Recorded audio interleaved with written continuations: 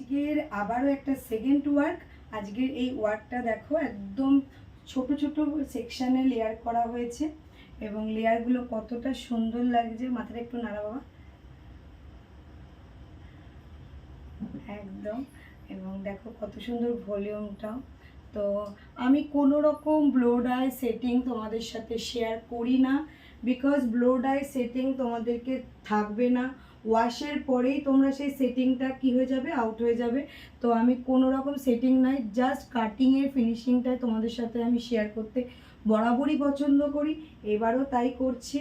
দেখো পুরোপুরি কতগুলো ঝিরিঝিরি করে আমি লেয়ার দিয়ে ভলিউমটাকে ক্রিয়েট করেছি। তো তোমরাও যারা এরকমভাবে লংয়ের মধ্যে যতটাই লং চাইবে ততটাই এই হেয়ার কাটিংটা চলে আসবে।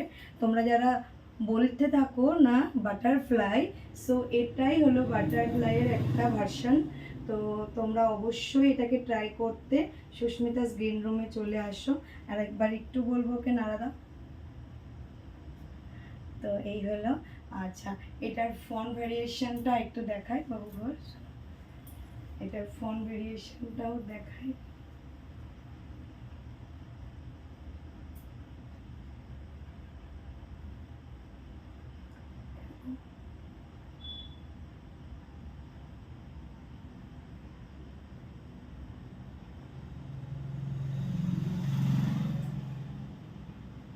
ওকে, তো এই ছিল ওভারঅল লুকস।